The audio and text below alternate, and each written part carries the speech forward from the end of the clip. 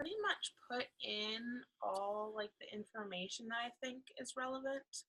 Um, but I don't know like as far as like graphics what to fill in. Yeah, just show me what you got, and I'll let you know. But this looks great so far with your colors and fonts and stuff.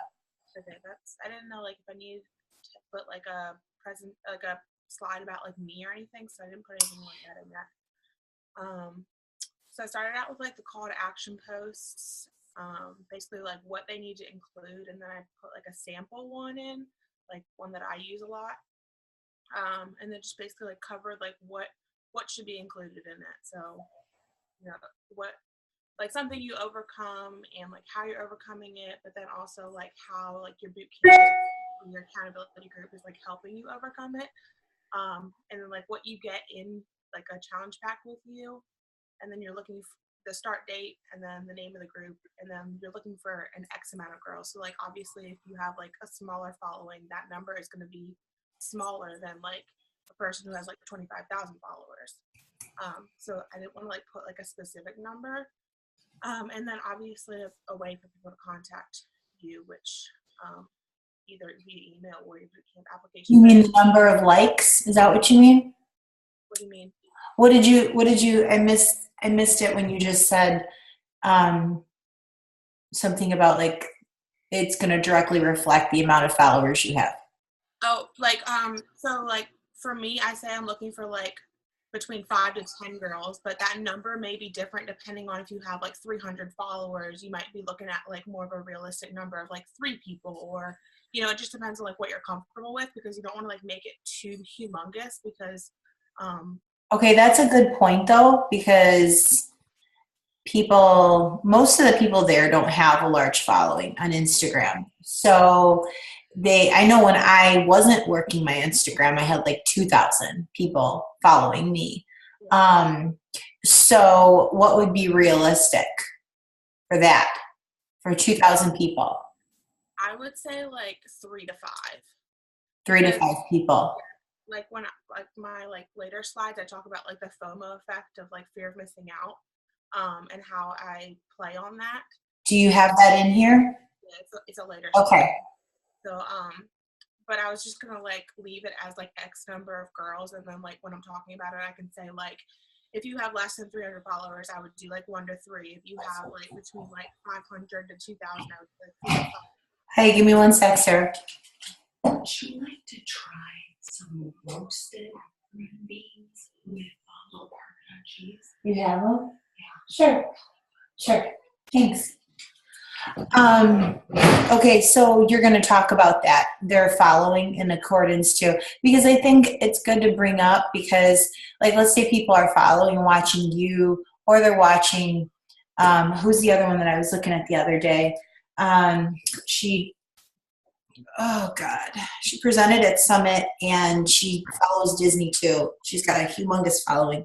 Anyways, they're following someone that has a really big following, and then they see like the amount of likes, the amount of comments. Like that's something that needs to be, I feel like, explained, that what the realistic expectations are, and that at the end of the day your goal is to definitely get leads and enrollments, but like your goal has to constantly be to increase your followers and And your that's what I wanted to emphasize, that like I don't want people to like go into this thinking they're going to get like 20 challenge packs sold in the first month when they're just starting out, and they have to set that expectation that like their network's only so big at this certain time, and setting like a goal of like 5 girls. Later when you like post your list of people that are enrolling, you don't want it to be like empty all the time. You want it to be like constantly growing, so people are like having the FOMO effect of like not being included in it. But if you have a list of like 20 and you're only recruiting one person, then it's not looking like it's doing anything, so people don't have the FOMO effect. right. So that's what I tell my girls all the time, because they don't have a huge following like I do, but they have like between like, I don't know, 700 to 1,000. So I try to keep the numbers lower, because if you exceed it, then that's great. But if you don't, then it's not like a blow. So I was trying to. And they do need to pull their challengers from multiple ways. Like they might pull some from Instagram, from their feed, maybe from stories, but they're going to still be maybe emailing people or messaging people on Facebook and bringing all of those people together where you're in a different place, you know? Yeah. So I think just talking about that is good. So like when I do my like call to action post, I either say like fill out my link in my bio, or I say like send me an email. Do you want me to like just tell them to like do one, like just fill out the application in my bio, or like do you want? Because I don't want to like confuse them, because like the system that I like have, I basically like went through like what I do is like the system that I use, but it's for like the boot camp application. It's not so much for like an email. Should I just like not even mention the email part of it? Well, so what happens when they email you? You have like a script that you go back and forth with? I basically just send them an email like thanking them for emailing me, and like if you would please just fill out this boot camp application. So it's basically sending them the same thing. It's just like a third. Like How many people do you get that do that, and why do you think they do that? In other words, why do they email you versus filling out the application right away? Because they're lazy. I've had actually people not know where my bio is. Like I've had people, like older people that don't know like what a bio is. They're like, where do I find this? Okay, so then I think it's a good point to bring up then and explain to them. You're giving them two ways to contact you is what you're doing. Yeah, that's right. I do. And then do they fill it out once you email them? Okay, so yeah, I think you should say that. The link for the bootcamp application, so they can just click on it and fill it out. Okay, so then this is just like I thought things that like were helpful when you make your call to action posts. So like, yeah, I didn't know if you guys saying something. I was gonna say it, but I realized that you're probably gonna answer it. Go ahead. So like you want, obviously if it's on your feed, you want to like stop your scroll, and it wants to be like your target market. So it has to be like an eye-catching picture that's like attracting your person. So like I had to think about like what my like prior self as a coach would have needed to see to fill out an application. Like what did I need to see, or what did I need to read to make that jump, because people typically don't do that. And then I do like 1 to 2 actual posts like on my IG feed per month, but then like 3 or 4 days after I do them, I remove them. So you can like that's interesting. Because you don't want to be salesy when people are like looking through your feed. You want to be like you. But then you can repost them. Like I just save them in my notes pad, and then I just repost them with like a more current picture, or just kind of update information about like a challenge pack if we're like doing the annual all access as like a promotion or whatever it might be. But you can use the same captions. And then also like I make sure that my people know that the application doesn't mean that they're committed to anything. It could be just to get more information, which is an exposure. And then you can follow up with them later. So it's just like getting the information out there like you always talk about. So here's something you need to talk about is something I noticed with how you do this is you're using, for the most part, you're using the same before and after photo. You need to say that to them. Like they need to use their best before and after photo. For example, like people may have one from like, when is yours from? My very first round of 21-day fix. Okay. So people have done a program, like let's say they have a before and after from 21-day fix, and they're not using it. They're just talking about like their progression with 80-day obsession, which they should be talking about their progression with 80-day obsession, but they're not understanding like the marketing aspect of this is you're using your best before and after photo, your best story, your best caption, and you're packaging that together and you're using it over and over again. That's what they're not doing that. They're not thinking like of using a photo from a year ago. Yeah, a lot of people. They're trying to use the photos from right now. Or they're like, I haven't lost any weight on this program yet. How can I invite people to a challenge group? And you're like, what the fuck is marketing? I don't understand. This slide's like kind of weird to me because it's kind of like a modge podge of like things that I think are important that could help people, but it's not like, I don't know, I feel like it's in like a weird place, so I might like move it around. But do you think these are like relevant things that like need to be shared? Yes. Okay. Yeah, and the things I'm bringing up is what I'm telling you they're missing. So that like brings me down to IG stories versus like IG posts, because I do like a mixed, like a modge podge of like posting on IG stories for call to actions and posting on IG feed. And the IG feed is very like, it's more of a formal aspect, and you want to include like something you overcame and like how you did it, and then what the boot camp includes. Whereas because you've already posted that IG post, people have seen it, and now you're basically refreshing their mind with the IG stories. You're bringing it to their attention again because they've already seen the post about what it all includes. Now it's another opportunity for them to be like, okay, I'm going to do it again because they've already seen it once, and they apparently they have to see things like 5 to 7 times before they commit. So I post the Bod Squad boot camp. Like if I post my workout one afternoon, I'll post like my IG story call to action clip with like the swipe up feature. If you don't have the swipe up feature, then you can do like swipe up and get me your email.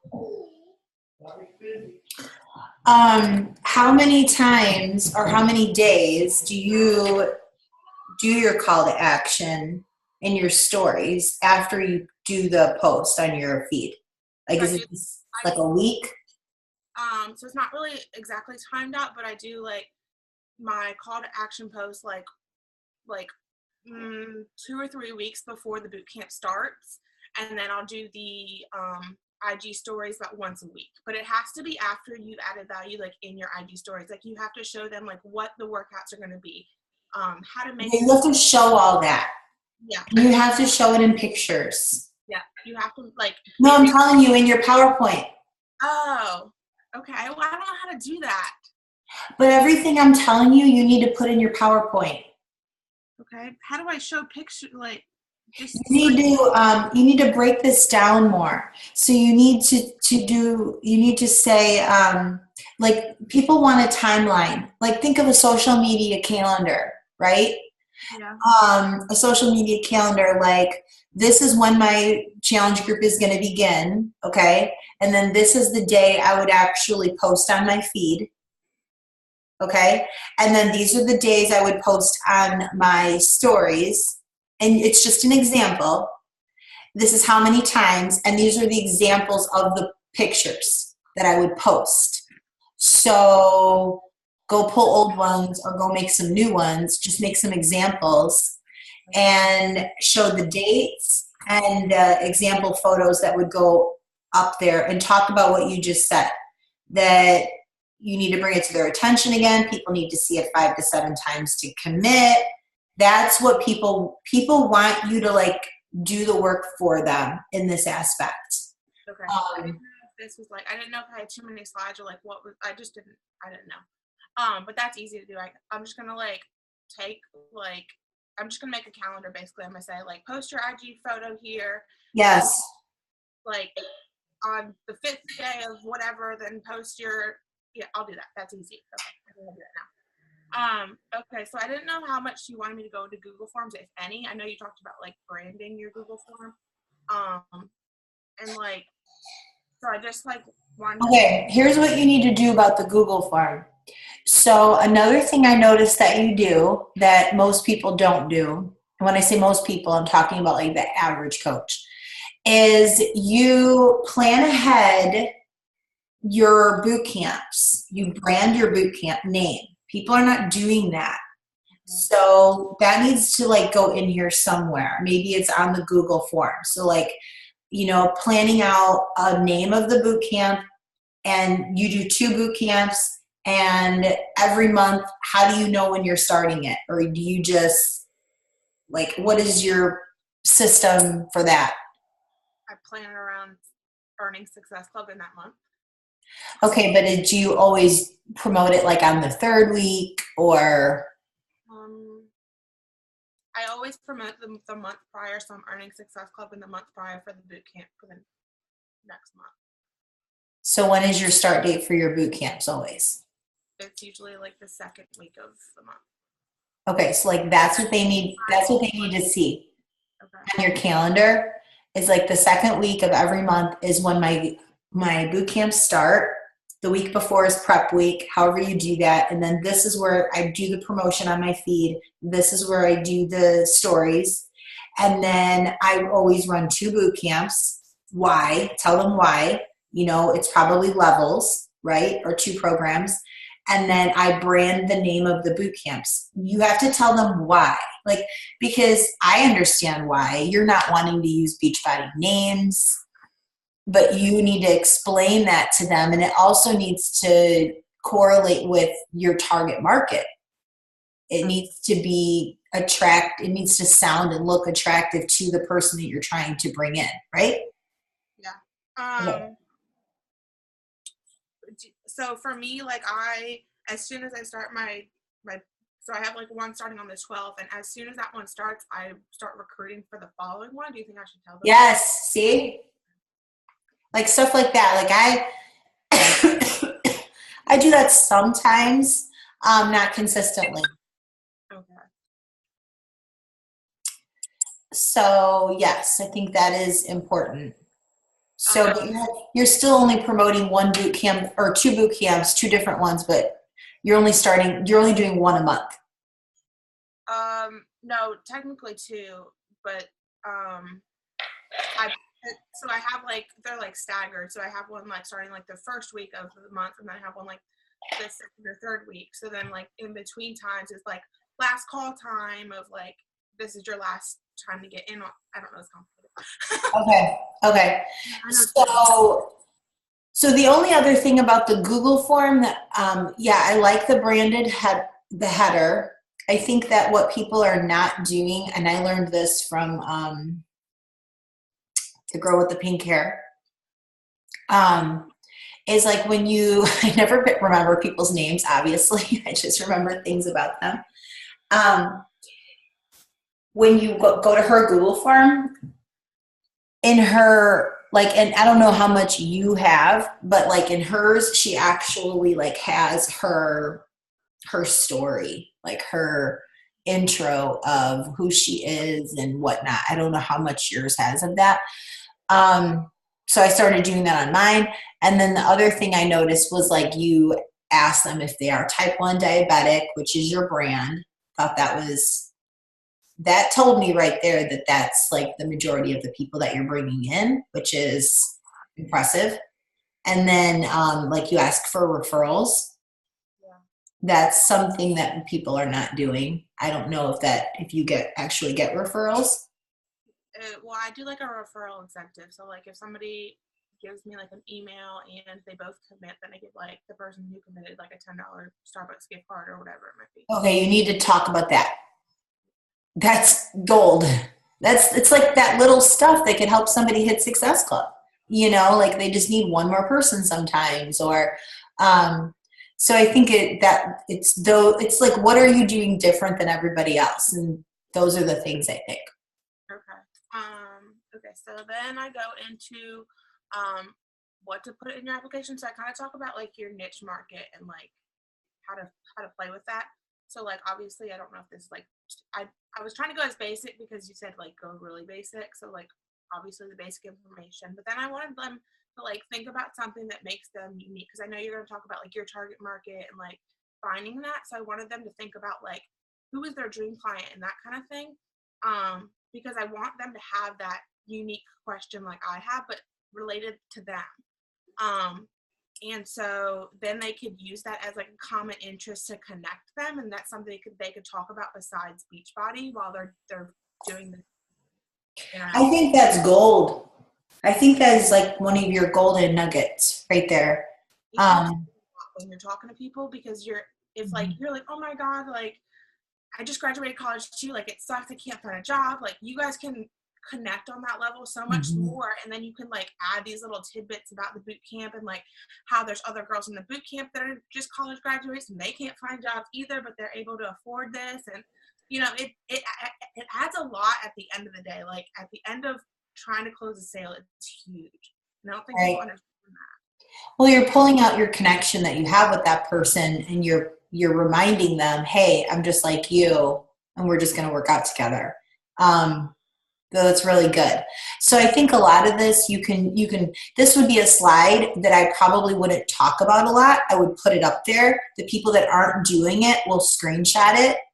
But I would say a lot of people are doing this. So I would just focus on that golden nugget and the referral. Okay. The rest of it is like you said, it's really basic, and they can screenshot it, but point out the stuff that you're doing different. Am I allowed to have like a flashcard? A flashcard. What's that? Like on stage to like. You mean like note cards? Yeah. Just one. If it's just one, yeah. But here's the thing. Here's how it works. You're going to have the screen behind you, but on the floor, you're going to have the presentation. Oh, then I'll be good. Yeah.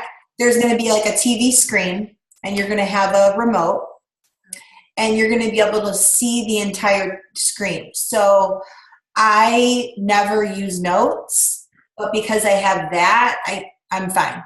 And it's not like you can't turn around and look too, but you won't need to. Okay, I'll be good then. Okay, so then I talked about Linktree. So this is kind of like weird for me because like I feel like you have to set up your Google Forms before you set up your Linktree, but like Linktree is so important before you like get to talking to people. But it's so, I feel like it's so basic, but maybe it's just basic for me because it's like. I just set up my Linktree like in November. I feel like the setup process is very basic. Like I don't think there's like a lot. Yeah.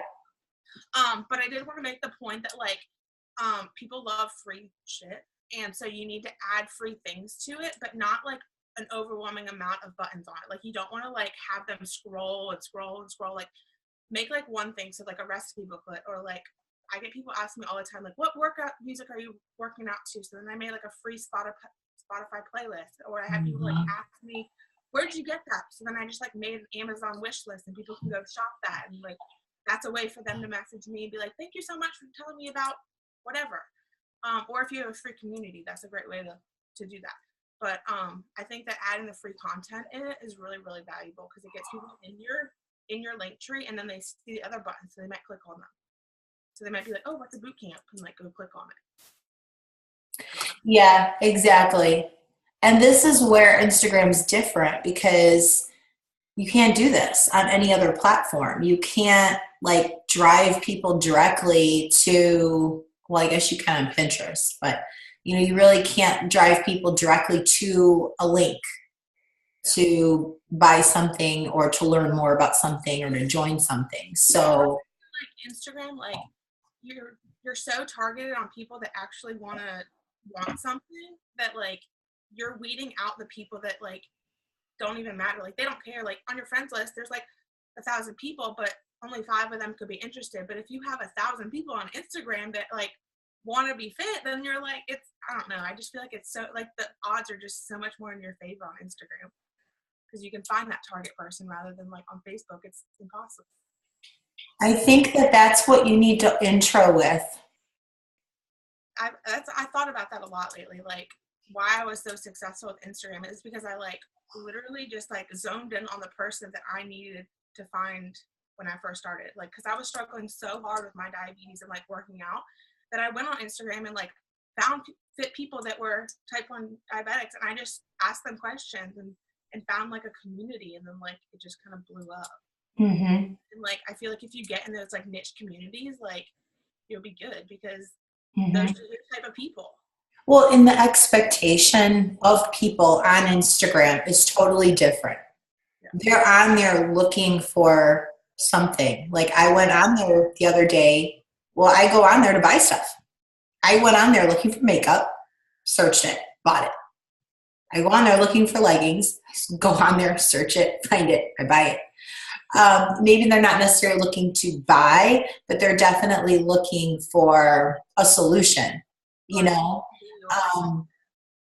Yeah. So I think that like that might be where you start the presentation explaining to people the difference of that platform. Okay.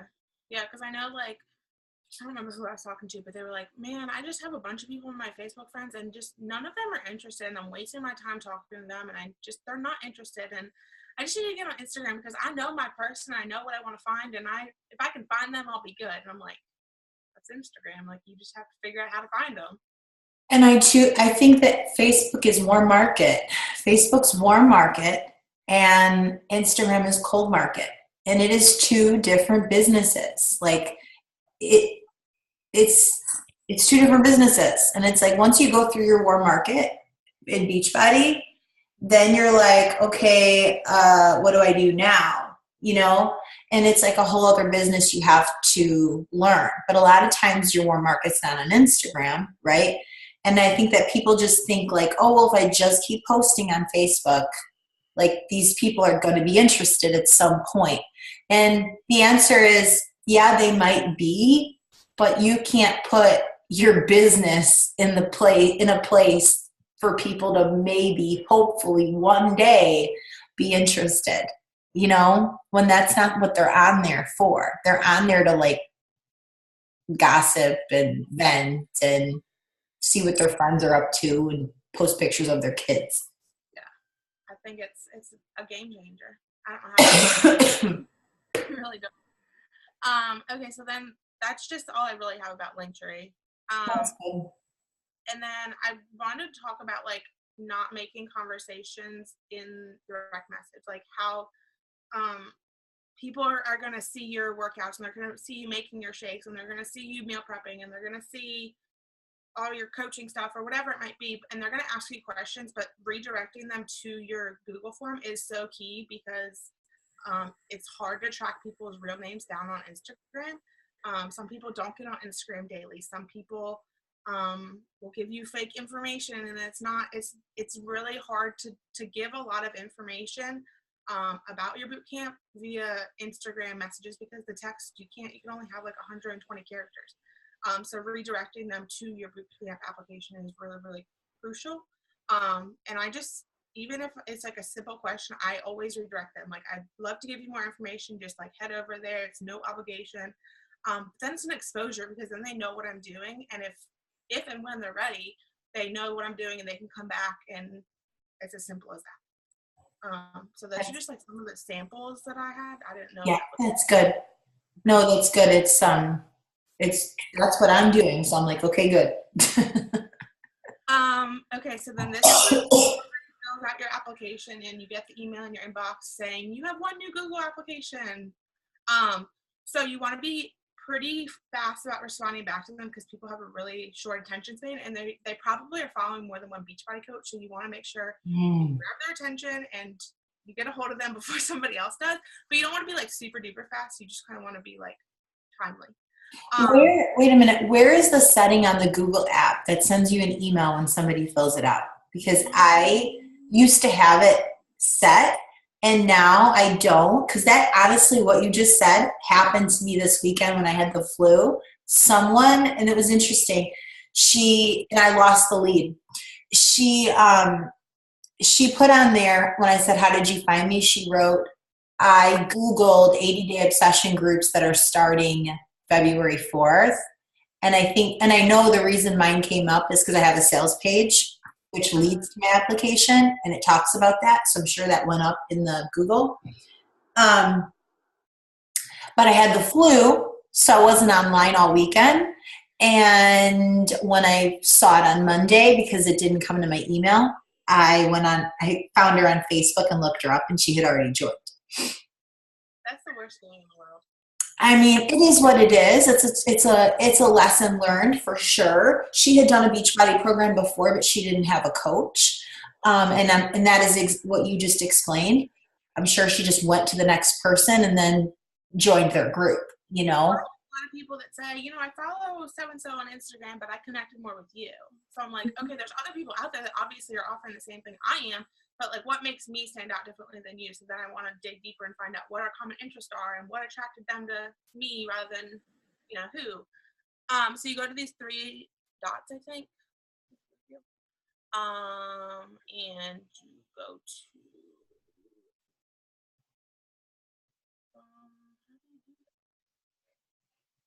that it?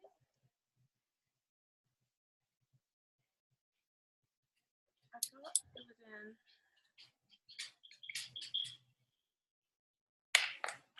Let's see. Oh, well.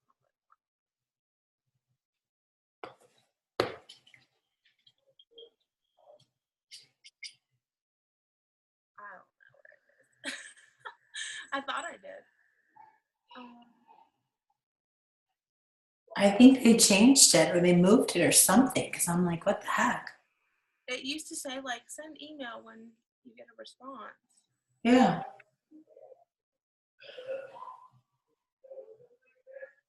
What email? What the heck? I don't know. I'll Google it and figure it out. Yeah, whenever you find it. Okay. Okay. Great. Okay. So then, this is like after somebody's filled out your Google application and it's in your inbox. The first thing you want to do is obviously read over everything that they give you, and the couple questions that I think are very generic that everybody should have in their Google form. What does their nutrition plan look like now? What does their fitness regimen look like now? Do they have any injuries? And then obviously the common interest question. And a lot of people will make these answers very generic. They'll say it's bad, it's good, it's it's Whole30, whatever it might be. And so they make it very generic because they want to fill out the form and get information from you. All they want is to know the price, and basically that's it. But you really want to like take time to like thank them for filling out the application. That we're all so busy, and if people say they don't have diabetes on mine, I'll say, okay, well, what did draw you to my application? What do we have in common? So that we can connect on something common rather than just diabetes, but like if it's Lily or whatever it might be. I'll have people that say like, my cousin has diabetes and I follow you because of her, and like then I can connect with them on diabetes, but other things as well. And then obviously if there's injuries, you want to know about them because that can hinder what workouts they can do. And fitness, if they don't like to do cardio, maybe like 22-minute hardcore would not be a workout for them, or whatever it might be. And then nutrition wise, and then these are all things that like can help you build a stronger case with them. So like if their nutrition is shit, then you can say, okay, great. Well, we have every tool that you need to make your nutrition great. We have abortion safe containers. Like it's basically building a case to make it stronger on your end so you can persuade them to buy with you. Does that make sense? Yeah, I think that's how you need to state it. And also like what you're talking about is their pain points. You're looking for their pain points and you're bridging it to what we have, but I think the way you just said it is really good. Okay. So that's the first email back to them after they fill out the application. Then they're going to come back to you. The most common question I have is, how much does it cost? And I'm looking to get more information because basically you're kind of making filler in that first email, and they're kind of like, all right, where's the information? Like, I want information. So you're going to go back to the basics. You're simply just going to form them. You're wanting to talk to them about their common interests. You want to know about their family life. You want to know if they have kids or they're retired or whatever it is. What do they like to do? Is one of your common interests something that you like to do for recreation?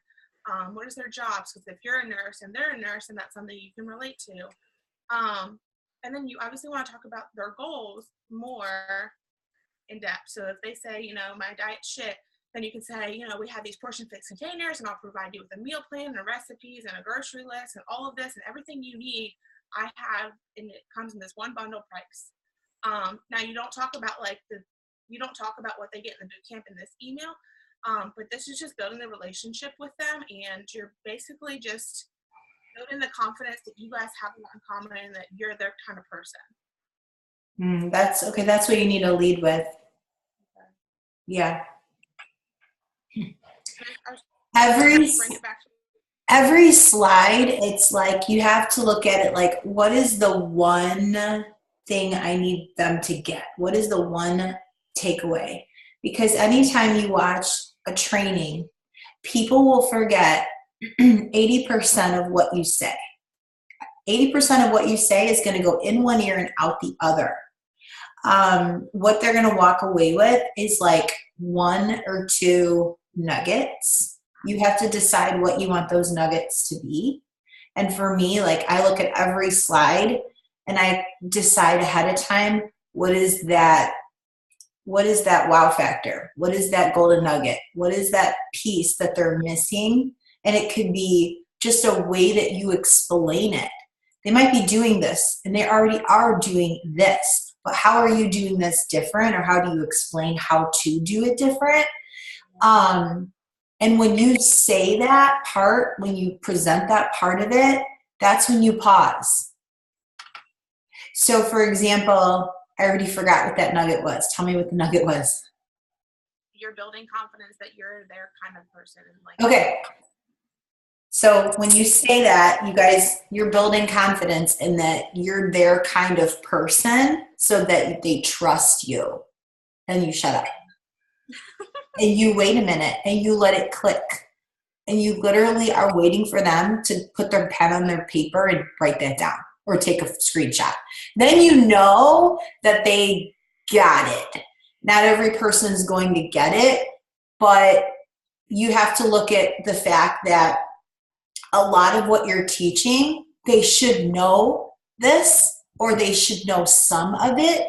What is the piece that they're not getting to lead with that, or lead with it, end with it, or if it's in the middle, wherever it's at, say it, pause for a second, let them process that, because if they don't get anything else, that's what you want them to get.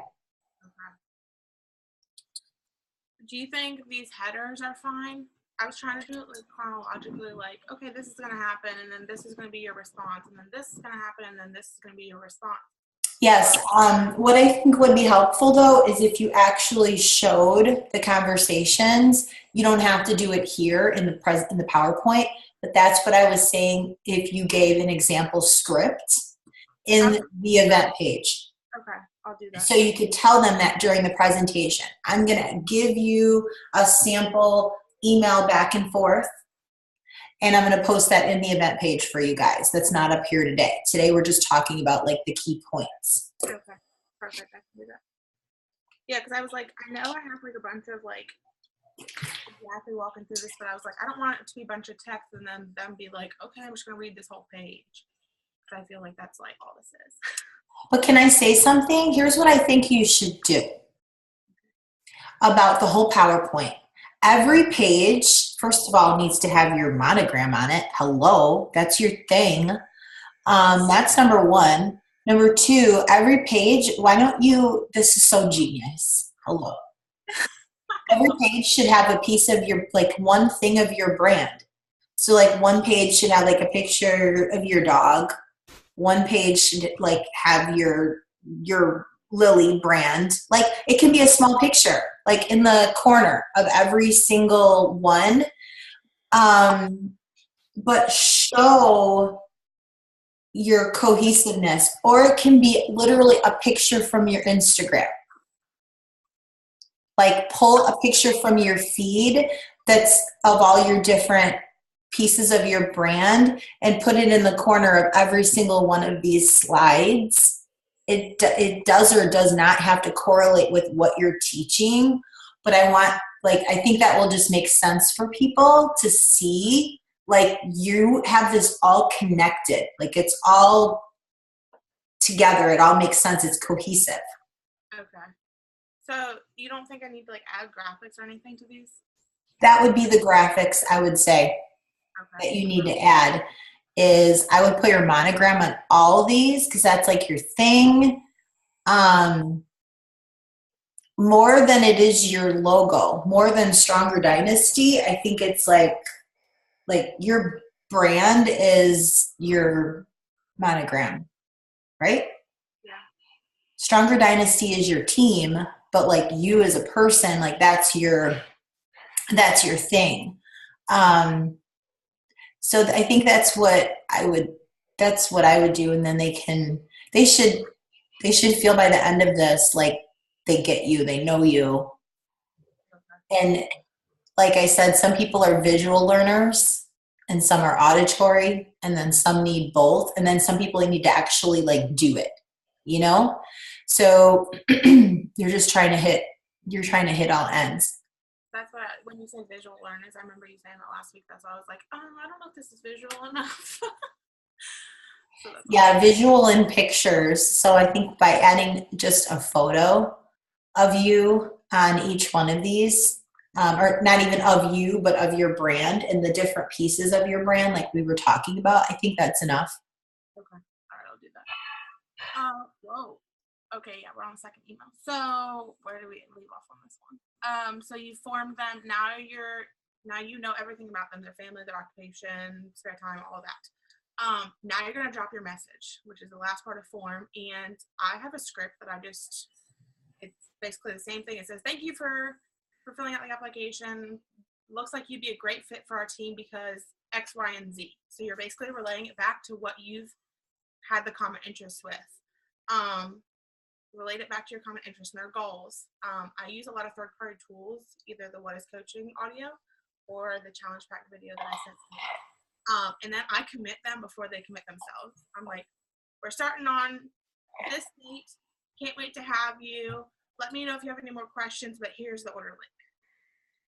And then I say, my recommendations for Shakeology are vegan strawberry and regular chocolate. And I like to give a vegan option and a regular option because then if they, just one or the other. But is that too basic? No, I think that, like, again, what you do different is you're actually giving the link to join at not only, most people do it at the end, but like you're doing it more of like, oh, by the way, you're doing it as a PS. PS, oh yeah, you need to order here.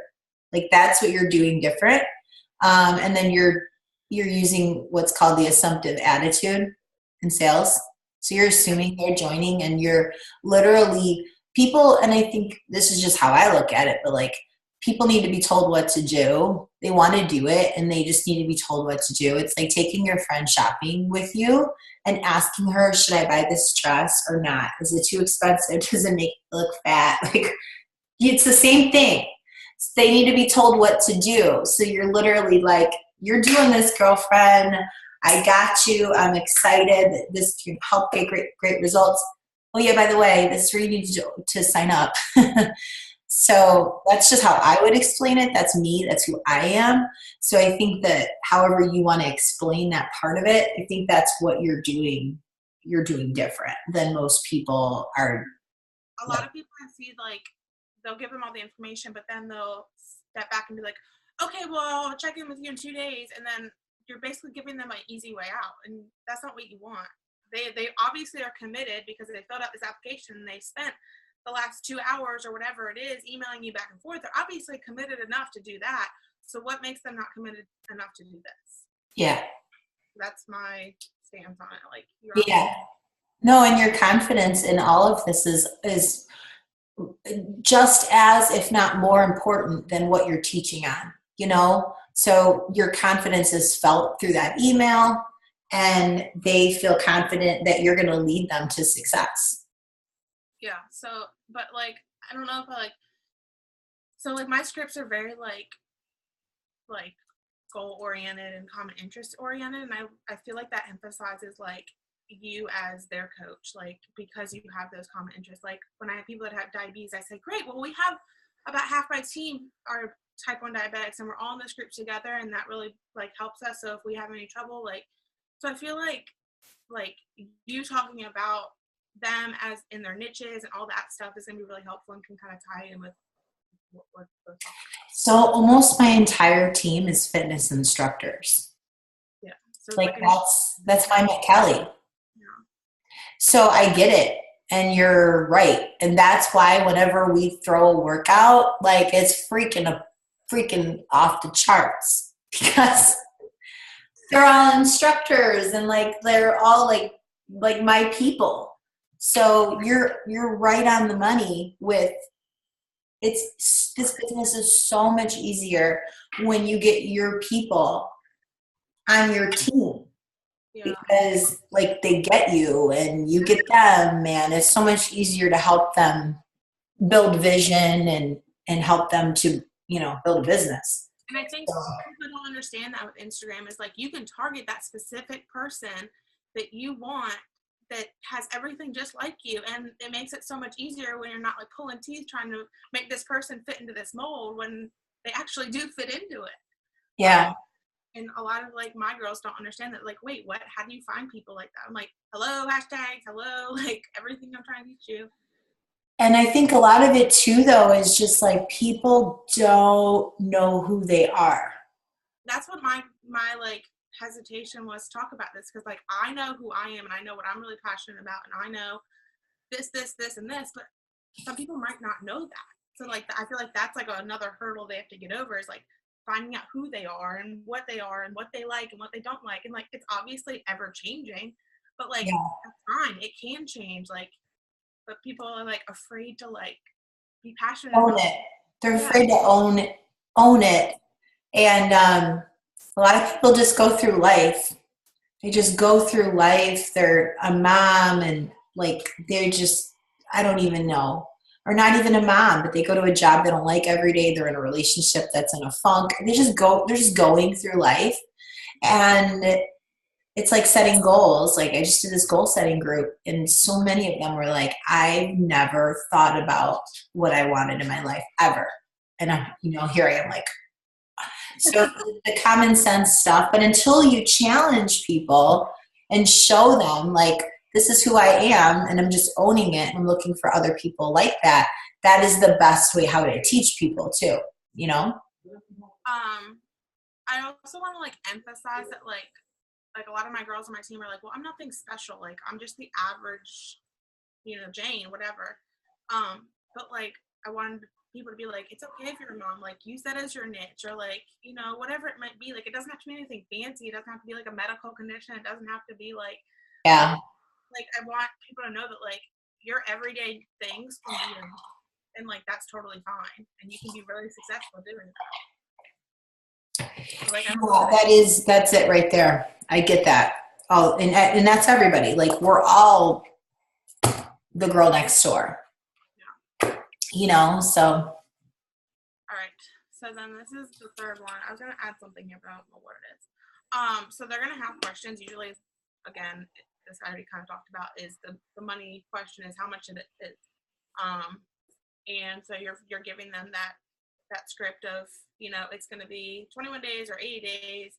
You'll get portion fixed containers, the whole spiel of what you get in a challenge pack, but kind of broken down a little bit more in depth so they understand it. And then you answer like the questions that they're going to have before they even ask them. So talk about like, yes, you'll get access to all of my other groups for no additional cost. Yes, Shakeology is going to be an additional cost after the first month. I never tell them the price after it, because then I give them the option later on about discount coaching and all that stuff. But then I already talked about the vegan option and the regular option. And then after they order, usually they're really excited about it. So then they say like, I ordered, yay. And then you want to make sure to send them an email about what's going to be happening next. So you want to congratulate them on it and say like, we're so excited for you, and keep the excitement up. And then give them information. So how to log into Beachbody On Demand, and when the group will open, and what they should be expecting next, and when their package will arrive, and what to do with their package when they arrive, and all that kind of stuff. So they kind of have like a game plan to know that you're still holding their hand even after they purchase. So it's not just like the sale's done, okay, I'm done. Are you going to give them a sample of that? An example of my that? entire script of what I do. Like my script's right here, and it's like forever long. But like they're different ones. Like this is like the annual all access challenge pack, and then this is like 80-day obsession. Like I'm giving Right. Those are all templates like you've put together. Like that's another freaking presentation. Okay, here's what I think. I think that like slide number 10, slide number 11, and slide number 12 should be one slide. Okay. I think you could do like 3 columns and do like first emails, first, second, third. Here's the thing, like all the other stuff you're teaching on is so much more important. This is just like not, it is important because like if they can't convert that person, I get it, then they lost the lead. But at the end of the day, a lot of this, they need to see it, the script. They need to see the conversation and read it. I'm a visual learner. That's what I would need to see. More importantly, though, I think if you had it like in 3 columns and you broke it down and said, and you tell them, I'm going to actually show you my conversations in the event page. We're going to upload those and everyone's going to be like clapping. And then you're going to say, but I'm going to tell you the key points here, what I do different or what really works for me. The rest, you guys, you're going to be able to see it on those scripts, okay? Another thing you can do, and a lot of people do this from camp, you're on a time frame at camp. But if you want to, out of the goodness of your heart, it's up to you, like after camp, you can offer to go live and go dive deep into any pieces of this that people are really asking you questions about, if that makes sense. So if it's this part, the conversation part, and then after camp, you go in the event page, you go live, and then you break it down piece by piece. If you want to do something like that, if you feel like there's a demand for that, or on any part of this training, that's something that you could do. At camp, you want to get like the biggest bang for your buck, and you're on a time frame, so you want to give them the golden nuggets. Okay, so this, I think I would. I didn't know that I was going to be able to upload the files, so that's why I was like trying to get like everything that would be needed. Yeah, I did tell you that, but it probably didn't make sense the way I was trying to explain it. Makes sense now, because this is like very basic information, but like key when you're trying to make it work. But yeah, I get what you're saying. So I would pick like 1 or 2 things on each email, like I said, that you just want to put focus on, as far as this is what I do different, this is what really works for me, and or if you don't do this, you're going to lose them, or this is what most people do wrong. Like that's how you want to lead into what you're going to share, because then people like they stop and they're like, what? Okay. And then this is basically just like closing it. This is part of the same information. I was working on it. And then I do a lot of public recognition, number one, because I'm a words after affirmation kind of person. So like I like it. So I feel like a lot of people like it, like they're my kind of people. But a lot of people give into like FOMO. Like it's so real. And if they see like, so I post like these kind of things. I don't post them on my IG feed. I post them on my IG stories. So then they can use the swipe up feature. But obviously, if you don't have 10,000 followers, you can still use the swipe up feature. Just use an email or just send like an emoji, and then you'll send them the application. Okay, this, show the actual posts. Show the real posts of you congratulating a new challenger. Well, it's basically just this with their name. And then I just tag them in it. So like I tag their Instagram in it. Okay, so can you put fake names in there? People, like, I'm not kidding. Whatever you have to put the whole piece of the puzzle together. And then when I don't have like a lot of clients, what I'll do is if I'm not like seeing a lot of movement going on with my applications or people making a move, I will put in fake names. Yeah, you need to say that. I heard you say that on that other training, and I was like, yeah, duh. That's a great idea. But yeah, that's pretty much it. And then that just keeps your application going and the word out. It's another exposure about the boot camp without being like super salesy and blowing up people's feeds. Okay, so what do you want to end on? What is the one thing you want to like leave them with? Be you. I think that when you end a presentation, what you want to think about is either give them a call to action themselves. So like, here is 3 things I want you guys to do today, this weekend, by Monday, and post it in the event page. Already have their Linktree and the Google form set up. Is what you said? Say it again. No, I'm giving you an example of what you could use as a call to action. You could give them a homework assignment if you want to. If you don't want them to be like, Sarah, look what I did. Dude, I'm done. If you don't want that, then don't do that. But if that's the number one way, if you want to, like you were saying, well, what if these people, what if I can't teach them? You really want to know? Give them a homework assignment, make them post, start a thread and make them post it and help them through it. You know what I mean? Like that's the number one way, if you know that you will find out if they took what you delivered and applied it. Yeah. But you can't make it hard. You have to make it very simple. So I personally think that what it should be is, I think that we need to together, and I want to talk to you about this after we talk about this, is the 5 things. I think it needs to be the 5 things. Because I was hoping you were going to talk about that with them, so then I could implement what you talked about and kind of use them as like examples of like. Yes. I think that's what it needs to be. Like, they start out with finding out who they are and what the person is that they are looking for before they can even try to attract them. Because if they're just throwing all this stuff out in these Google forms and all this stuff. That's what they're doing. And they're not targeting the right people. Like for me on Facebook, in my like page, even my like page is a great example, I was talking to the wrong people. So I literally took a post that I did on Facebook, put it over on Instagram, and that's where I got my first challenger, from Instagram. And she was like my person, like literally, because I got her on the phone in 24 hours. What?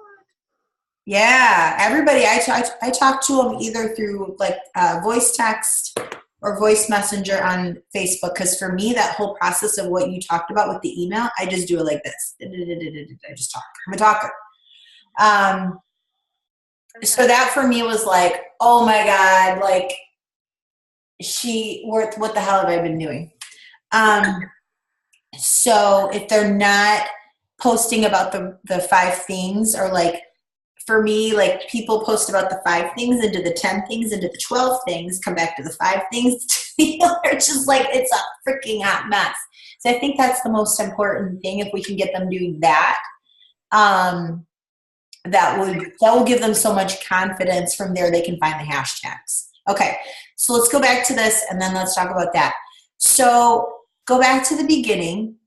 So this will break this down to 12 slides. Yeah, you probably have about 12 slides then, okay? Okay, where you need to start, like what's missing out of all of this, definitely like your about me. So there's a couple ways you can do that. 1, you can do a slide, okay? 2, you could do a video. How you did your video on stories? You're like, hey, I'm Sarah, and this is who I am and what I love. You could do that, like 2 minutes, 3 minutes, okay? If you don't want to do that and you want to do a slide, somewhere you have to show your stats. In other words, like not just Success Club, but I want, and I know it's going to feel like you're like bragging on yourself, but people need to know like how many people do fill out your application every month? How many leads do you get every month? How many enrollments do you get? Like, because the rubies in the room are then going to listen. You know, it's like me hitting superstar was not even about me hitting superstar. Me hitting superstar was about me hitting it for my team to let them know that it's possible, and that we as a team, we could do that. I wasn't really driven to hit superstar. Could have probably done it a lot sooner than I did. I was motivated to hit Million Club because I'm more motivated to hit to make money than I am by rank. But my point is that a lot of times people listen to me just because of that. And that's not, I don't want that. I don't want you to listen to me just because I hit a superstar rank. I want you to listen to me because I know what the hell I'm talking about. And because I love this and I'm passionate about it. So that's why I feel like you need to put your stats up there. So what stats was it? My applications coming in, and then my turnover You rate? need to have like your Success Club or Success Starters, Success Club Legend, number 78 on the leaderboard with the 2019 cruise ship trip, the top 100 for Carl. When you hit Success Club for the first month, like your first 90 days as a coach, what did Success Club look like for you? And then on average, these are the Success Club numbers I hit. And like I would, you know, something like how many leads, when you do a call to action post, how many leads do you get? Or on an average month, how many people are filling out your boot camp, or how many leads do you get, or however you want to measure that? Because how many are, like on average, what would you say? About 15 or 20. Okay, 15 or 20. Where I'm probably getting like, I think last month with Obsession was my highest. Maybe I got like 7. Yeah, so, but I've also been doing this a lot longer. Like, I feel like those numbers aren't that high for how long I've been doing it. They are. I mean, you've only been doing it for 2 years. Yeah, but still. But 2 years in a focused direction. Yeah. 2 years of not hopping around, you know? Yeah. So I want you to share it in a way that it's not like, this is me and this is what I've done. I want you to share it in a way that you're like, listen, you guys, I started off, I didn't know what the hell I was doing. I was frustrated on Facebook. I went over to Instagram, like that whole story. And also I have been following this same system and just getting better at it for 2 years straight. I've been staying in a lane. You know, I haven't been jumping lanes. I haven't been trying this and trying that. I have in my lane, but I've been focused, and I know my brand, and I know my 5 things, and I know who my person is. And I want to teach you guys how to do this. That's what you need to say. I want to teach every single one of you in this room how to do what I am doing. That's how you will earn respect as a leader. That's how people will listen to you. And then they won't look at it like that, like what we're worried about, right? Because everything else you taught on, somebody else could teach. I could have a lot of other people teach 70% of your presentation, but they're not getting the results you're getting. But they're doing a lot of the same things you're doing. It's the things you're doing different. It's that 20% of what you're doing different than my SC10 earners that's getting you double, triple the leads, double, triple the numbers. It's getting you recognition from corporate. Not that that's always important, but when you're not making any real money, it is important, right? Because you need something, for crying out loud.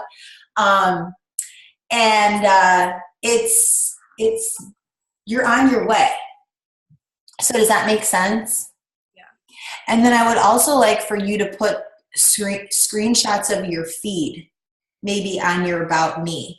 Like what I was planning to do is literally just. You want me to post my top 6 in my profile? Is that what Yeah. I was just going to literally like take a picture of mine like this. I was going to do my before and after, my before Instagram and my after Instagram.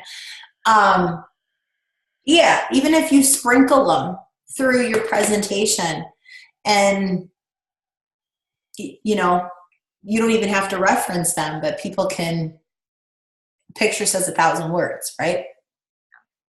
Okay, other than that, I think this is awesome sauce. I'm so excited. I'm so proud of you. I knew you were going to rock this. I have goosebumps.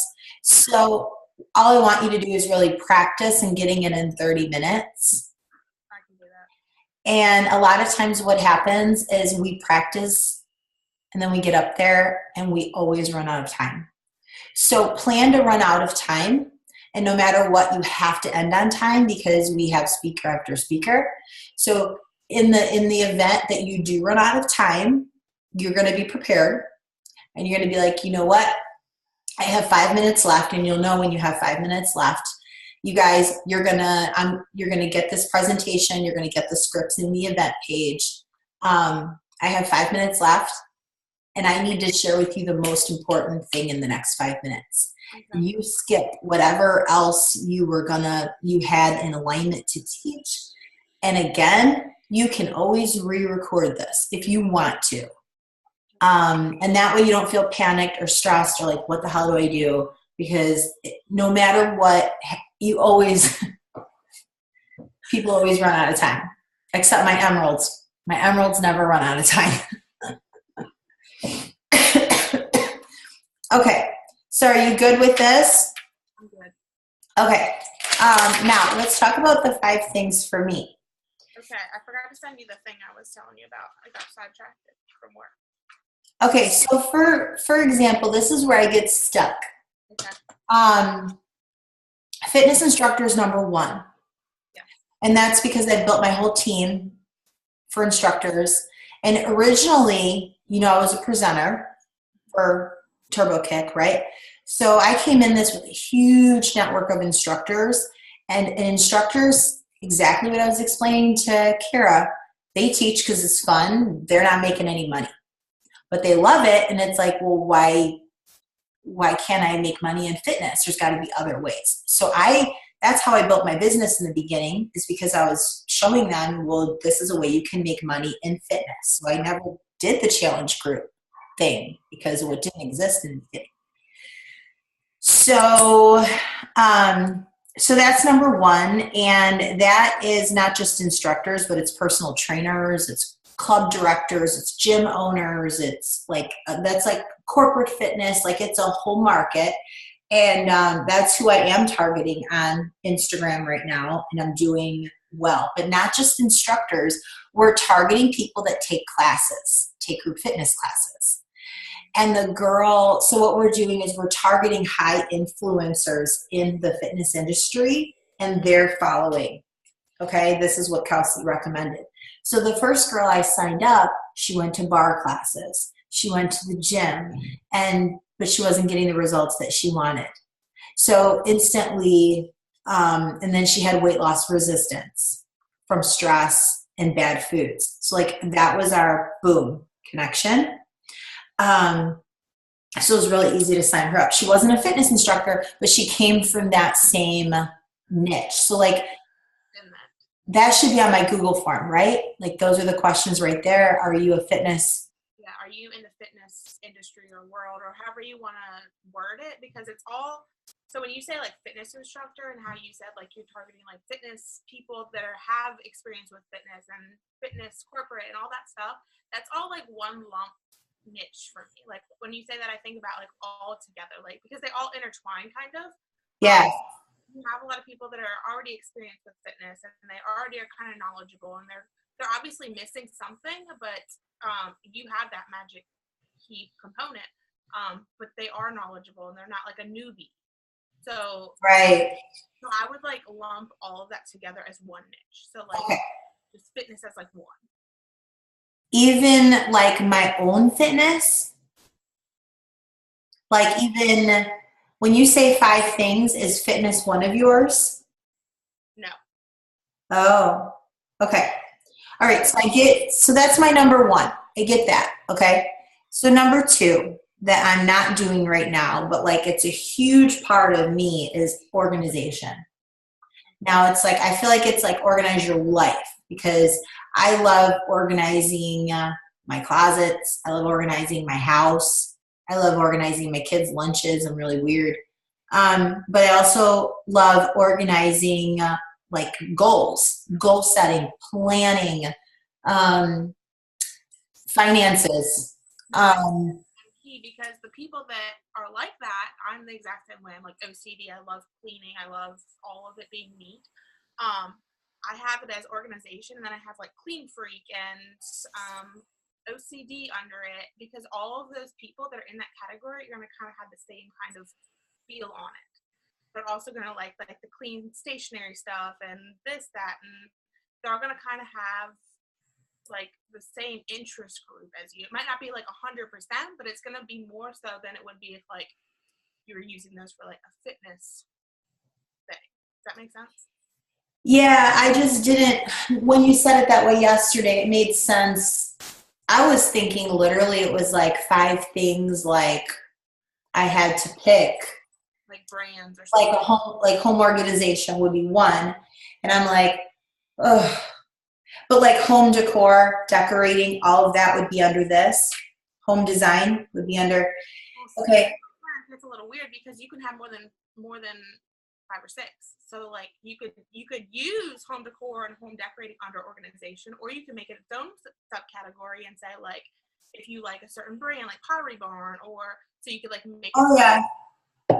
I keep them in business. What?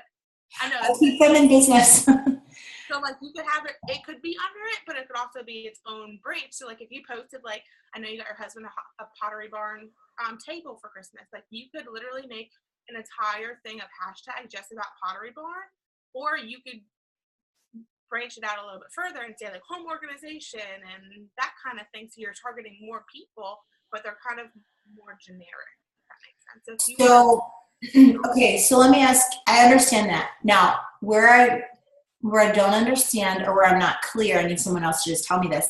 So for example, I'm running this goal. I ran a 7-day goal setting group, and it was really just to kind of test it out. I wanted to see how it went. So I think I had like 20, maybe 20 people in there.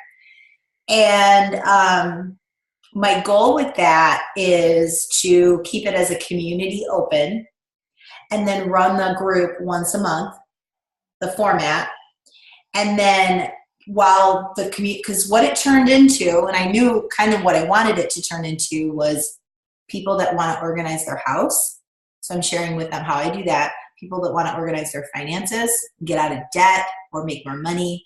And then people that want to lose weight. Like those are like the top 3 things that people want. When they set goals, you figure out like those are the top 3. So like those are 1, 2, 3, those are my jam. So doing a goal setting community kind of made sense because hello, duh. So would that fall under this? And if not, what would it fall under? If that's going to become a part of my brand, where does so I'm a big teacher. So I love talking about goals, and love talking about money, and I love talking about business, and I love to teach a lot in social media and business and relationships and hiring people and finding the right people. And like, I have a very business mind. Doing that. It's just. I would honestly, that one's a little weird because it's like, how do you find the right hashtag? Right. But honestly, what I've found from experiences is you attract those people, and then then they kind of like. It naturally happens. It comes out in your copy.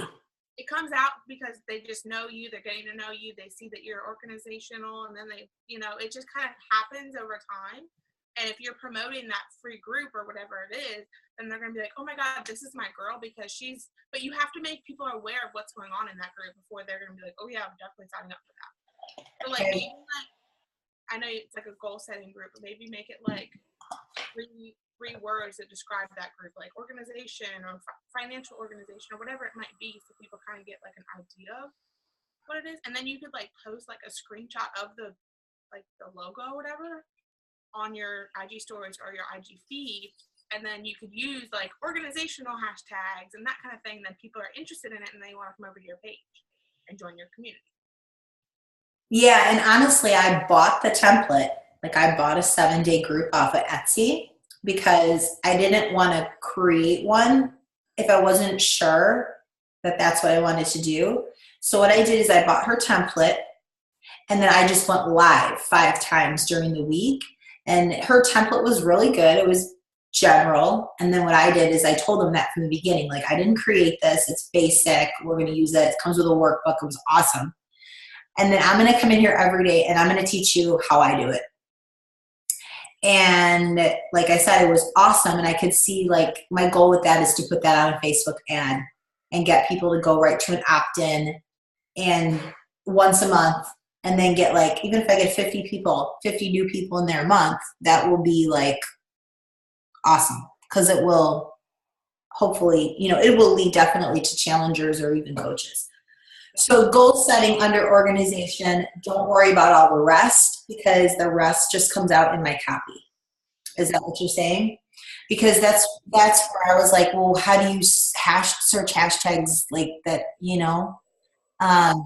Hard to search, but when you start like finding your kind of people, it kind of comes naturally. Like they just kind of know you and they get to know you, and because you're so similar, they're like, oh, okay, well. And then some people just post hashtags and you're like, oh my God, why did I not think of this? Like, this is genius. You'll go like look at it and you'll find like a golden market of your kind of people. So like when you find a person that's like you look at their hashtags. Is that what you mean? See what they're hashtagging, because they're not a coach and they're just like the everyday client and like my Yeah. kind of person. So then I'm like, okay, this is what the everyday, not business sense kind of person is actually using. Because we're thinking like business sense of like, how do I get a new client? But these people are just like, I want to find people like me, and not thinking business. So like, yeah, and I don't have organization on my feed right now at all.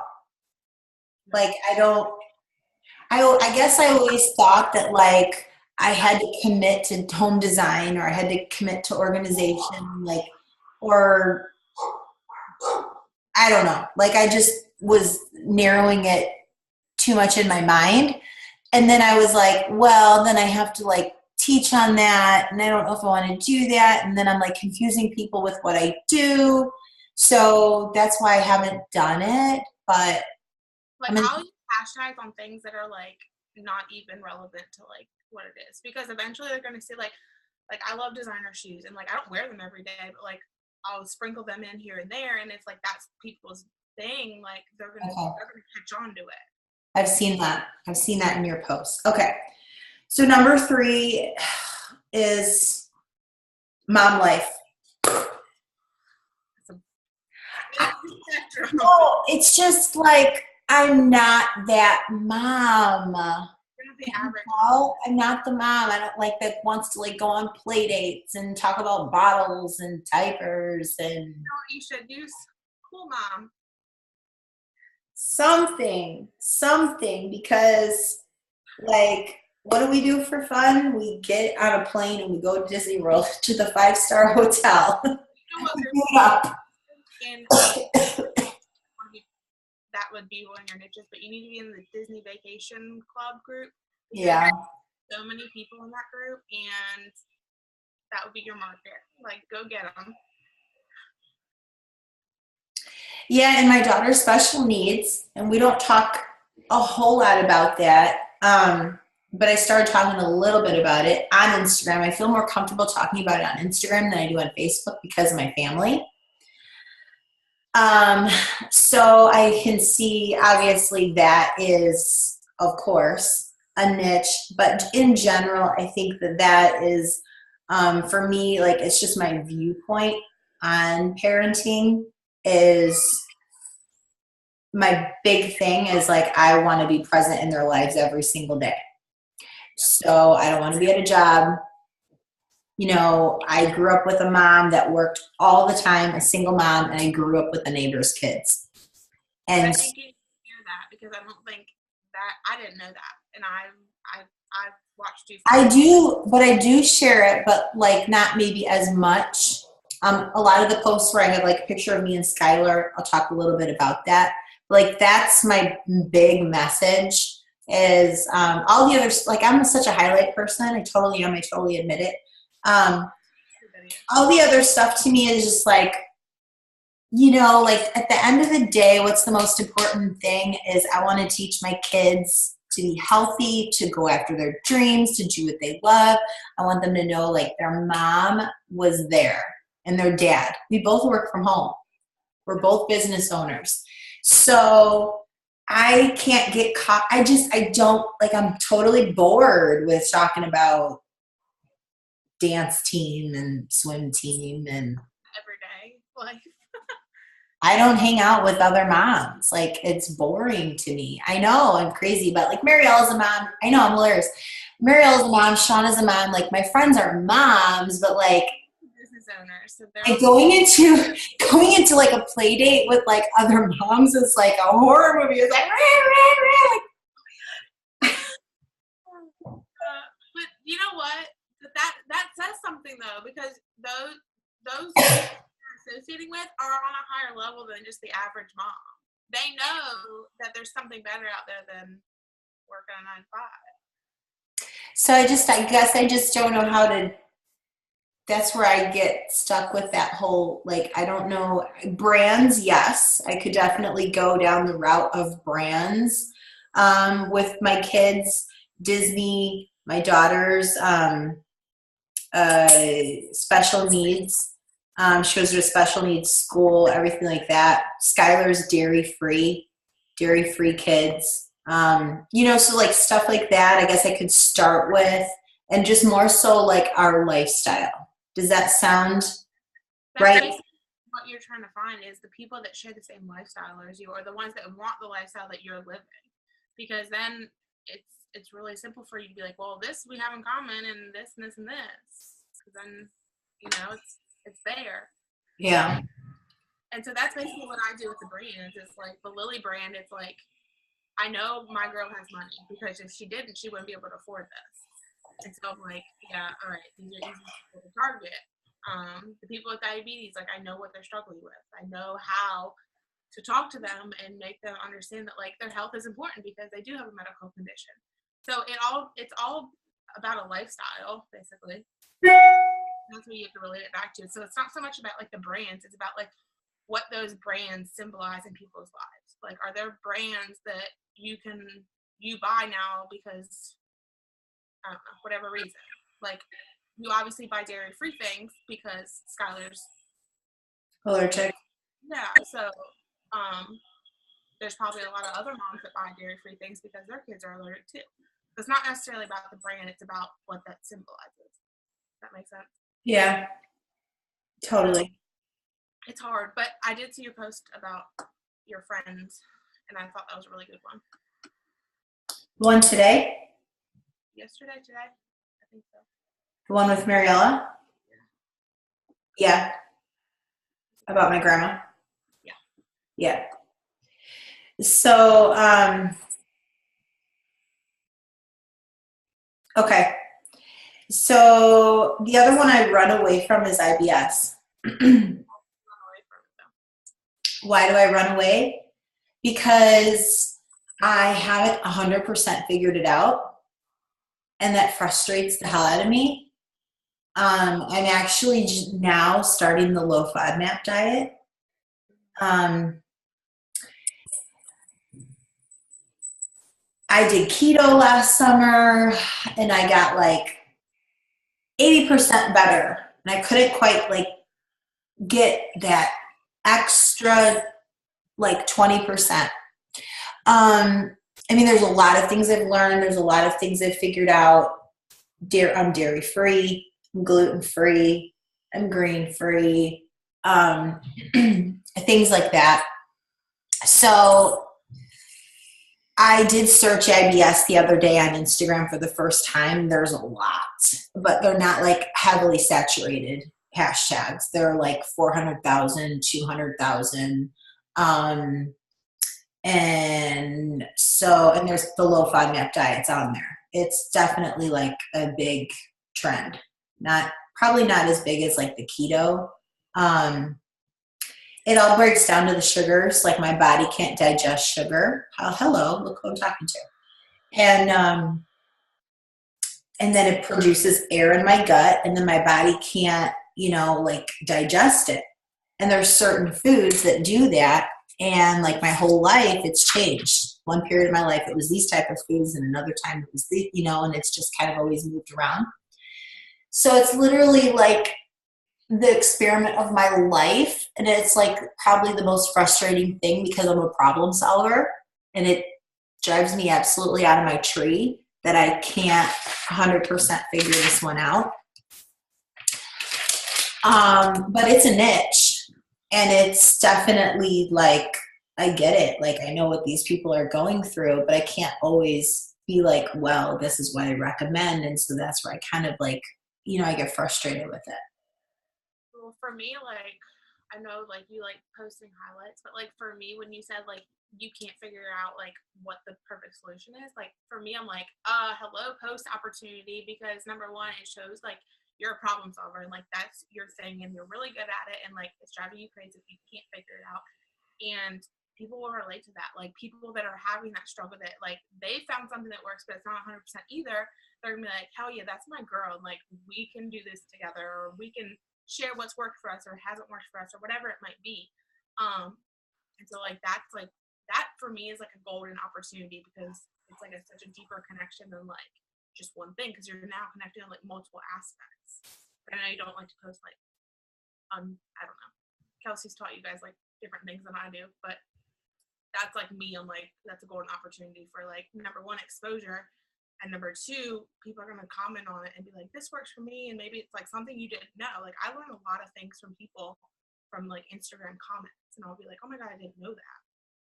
So, like, Well, honestly, that's where someone commented one time, like a while ago, they're like low FODMAP diet. And I literally glazed over it because I've been dealing with this for 24 years. And that's insane.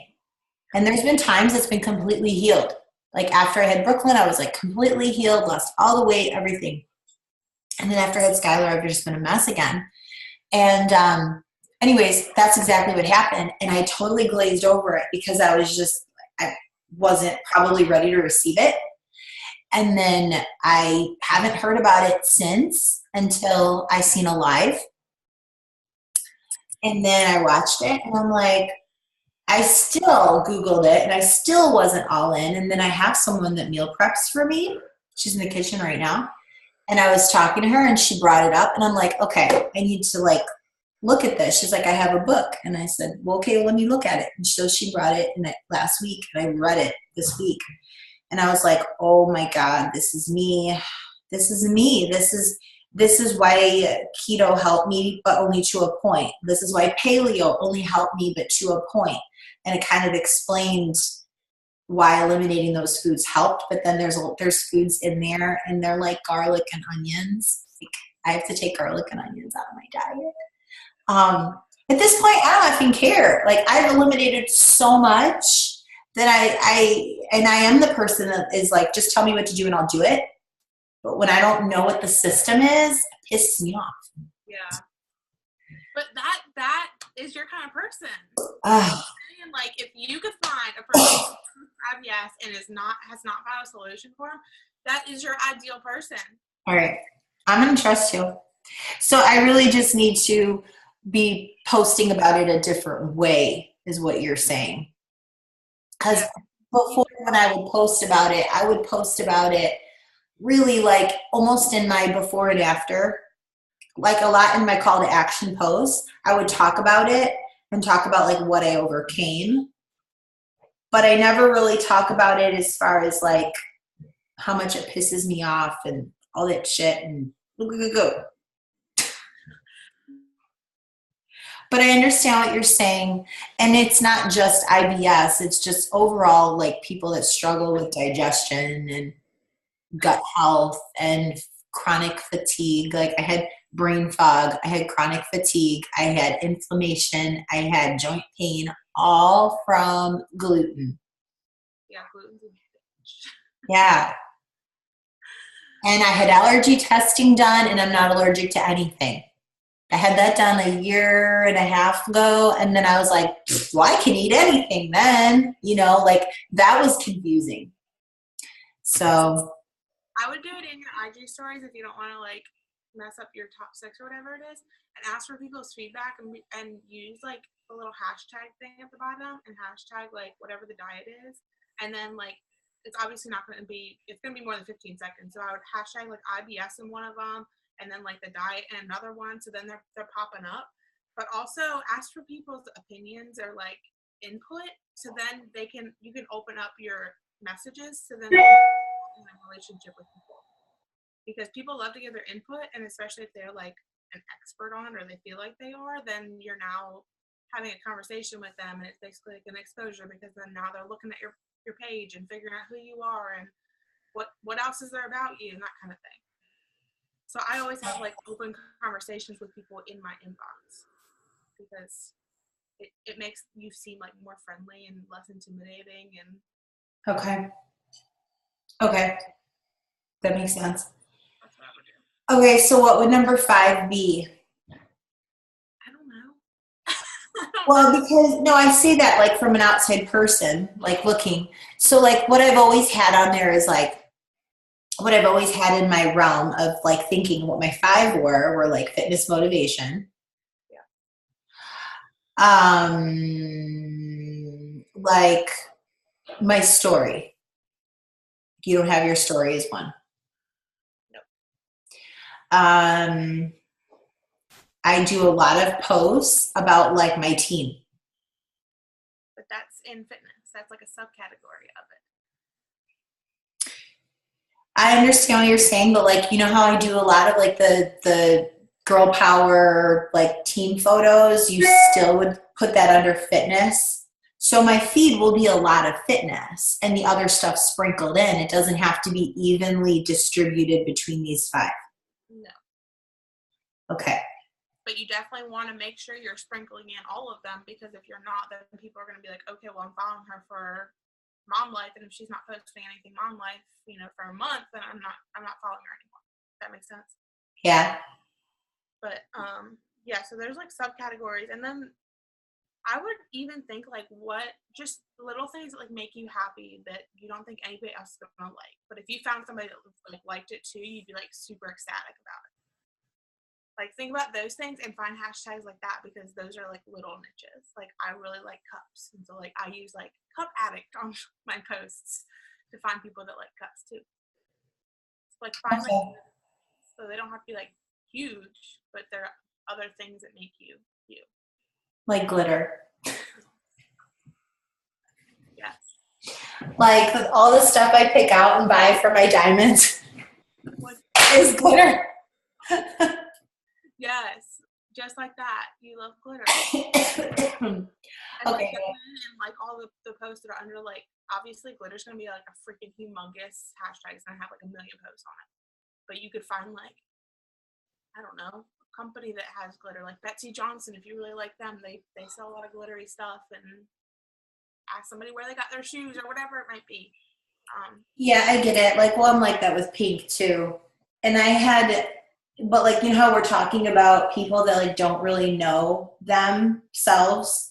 It's weird because when I did, I hired Girl Boss, who's amazing. She's very expensive, but she's amazing because she, huh? No. She does branding packages. So she did my logo. I paid for 2 packages at 2 different times. One was my logo, Kristina Sullins with the heart.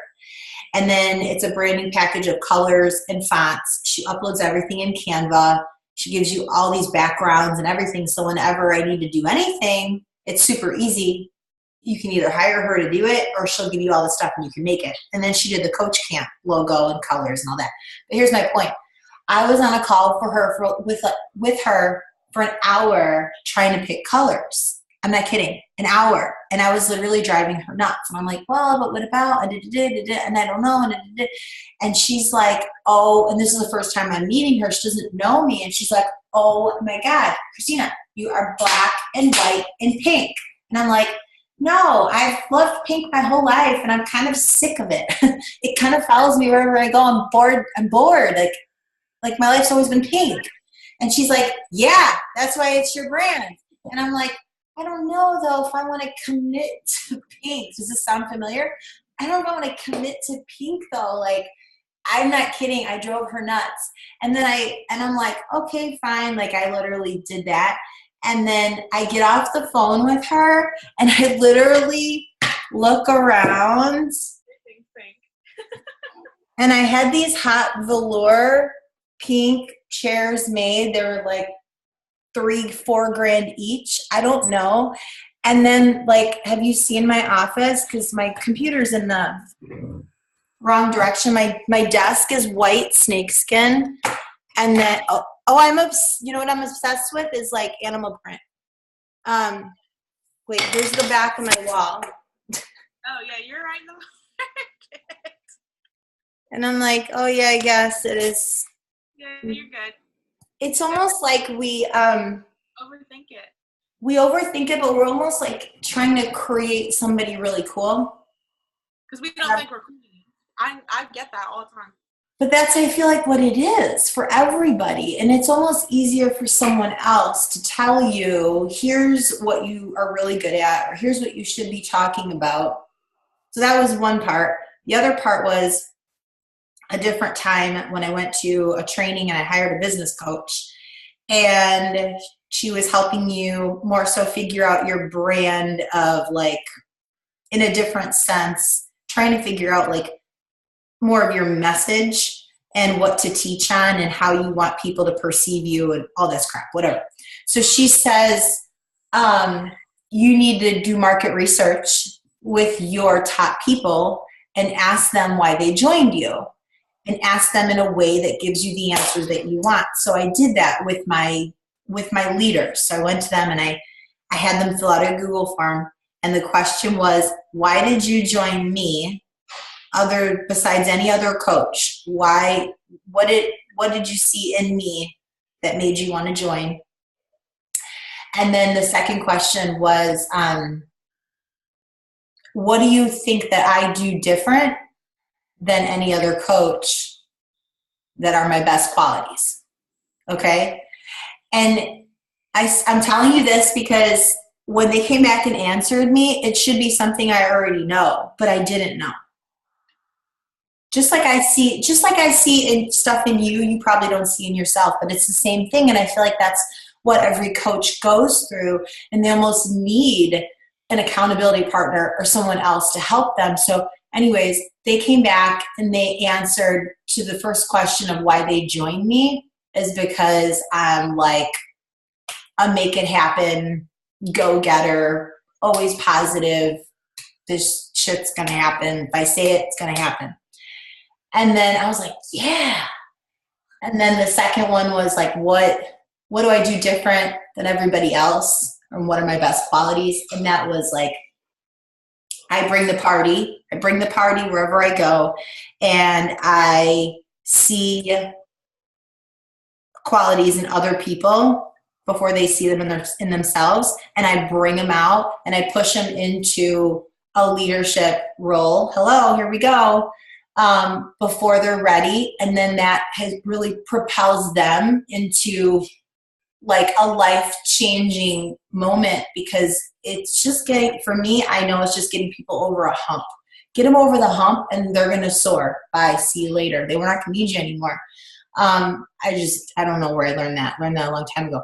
But anyways, I needed someone to point that out to me because I needed to know where to lead my brand. Like, what do people expect from me? They expect fun. They want a party. That's why Coach Camp is a party. That we're going to learn, but if we're not having fun, then what the hell are we here for? But my whole point to that is just, I feel like people need to like bounce this off of someone else because like doing it yourself is almost like kind of like bragging on yourself too, where you're just like, well, I don't know if that's what I'm really good at or if that's what I should be talking about, you know? Yeah. Just like in your own head about it. You're like, wait, am I really good at this or have I just like told myself I'm good at this? Yeah, that's totally. And like even my best friend Shauna, she's not talking about what she should be talking about and she won't listen to me. And what's she talking about? What should she be talking about? She's amazing at like mom systems. Like, for example, I learned everything from her. She got 3 kids, and like her kids go to bed at 6 o'clock at night. My kids don't go to bed. I'm horrible. I'm like horrible with the rules. Her kids go to bed at 6 o'clock at night, and they get up at 6 o'clock every morning. All 3 of them. Okay. How the F do you do that? And then like every birthday party, every time they show up anywhere, her kids are decked out from head to toe and everything matches. They got the matching bow and the matching shoes and they all coordinate, but it's not matching. Like if the color scheme today was navy and hot pink, they all have navy and hot pink. Like, I mean, it's just like, you're just like, is this out of a freaking movie? Where do you shop? And how does her ponytail that straight?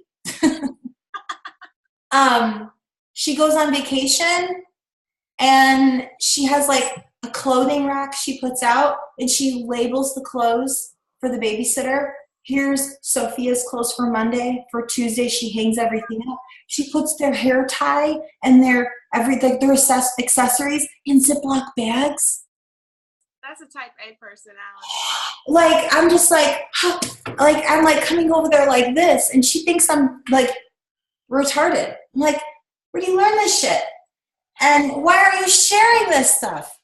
I'm like, that's type A right there. That's all type A because I'm the exact same way. I love it. I love it. And she's not sharing anything like that. She's not teaching any, like, she's not doing any of that. And it's like, systems. That's what people need. People need. Yeah. Yeah. So, all right. All right. This was helpful. I got it. All right. I'm going to go work on my PowerPoint. Okay. Really quick. I just wanted to say about Kara. Yeah. Kara or Kara? Kara. Okay. So how do you think that went? She texted me right after and was like, oh my God, I feel like I am fired up again. Like, I was really feeling discouraged. I'm so excited. Like, and then she was like, and she's in my Pink Cup group. And she was like, I have 3 people about to sign up on Friday. I have 2 people. I'm going to sign my mother-in-law up. I'm like, okay, girlfriend, whatever you want. Like, let's go. Let's go. And then who's like been completely MIA. I was like, I just reached out to her at the beginning of the year and was like, hey, will you just fill out this application thing for me, the goals thing? So she's been like kind of wishy-washy. And she was like, I just started up this group she's a teacher. And she's like, I just started up this group after school with a bunch of my teachers. She's like, I don't really know how to run. And I was like, dude, you and Kara need to get together because y'all are doing the same exact thing. And she was like, what, really? And I was like, yeah, Kara knows a lot of stuff. Go talk to her. I was like, yes. Good. So, like, all I wanted to say about that was, one, it's just empowering them, helping them figure out where they're stuck, strategically empowering them, and that's obviously what we did, so that's great. But also just her personality, I can just tell, like, here's, like, the thing you can't teach people. It's so hard to teach people this. It's just like a gut instinct thing. She is not all in. Okay. And okay. That's okay. That's okay. But I say that like that because you need to know that, number one, you cannot push her. Like, I'm pushing you. I can't push her. So for her, it's more so like, I'm back here. With you, I'm like right here. There's a difference. So you have to know that, because if you push the wrong people, you push them away, you push them out the door. But if you empower her and give her strategies and tools for her to work the business the way she wants to work it, and she's going to start to get success and start to feel like she wants to do more, you can get her to a place where she comes back and is like, okay, I've done this, and I'm achieving success, and now my husband sees it, or whatever the hang up is, and now she's like, okay, now I'm ready. And that never happens unless we follow their lead, you know? I think I'm a pusher, for sure. I'm a pusher too, but I never push people that don't want to be pushed. And when they are a Ruby, Rubies are all in or all out. And I don't know her well enough to say she is or she isn't. But if she is, she's almost like saying, letting us know, like, I'm not all in. And that's okay. She's kind of expecting us to push her and motivate her and tell her why she should be all in. I'm not going to do that. It's reverse psychology, because the minute you do that, you lose. She already knows the opportunity. She already knows you're seeing success. She knows I'm seeing success. So are you jumping in this party, or are you staying over there in that party? You know what I'm saying? So it's reverse psychology, and letting them, empower them and let them get some success, and then let her come back and tell you if or when she is all in. But she's not the person right now that you can drive to Diamond. She listed that income transformation. She was like, "Oh my god, I had to see that. It like really was like an eye opener for me." And I was like, "I'm glad." And she's like, Okay, good. "Realize that like you can make real income." And I was like, "This is my sole income right now." And she's like, "Really?" And I was like, "Yeah." She was like, "Oh my god, I didn't realize like there was that much income." Like she was like, "I've seen people make millions on it, but I never see like the in between." And Right. I've completely been there. Like I know what you're talking about. She was like, "Okay, I'm glad." Like Right. I was like, "Cool, at least somebody saw it as like that." Oh, many people do, for sure. They just don't say anything, you know? So it's just positive seeds planted like that with her. And hopefully, when she's ready, she'll let you know. But you can't push her. You can be there for her and support her and cheer her on and continue to give her all the tools, but she has to do it her way. Like you can tell. She's got to do it her way. It's got to be her idea, which is fine. I'm kind of like that too. So I just wanted to point that out. But and then I probably do have stuff typed out for those type of events that I can send to you. You can send to her. So you just have to revise them because they're old. Okay.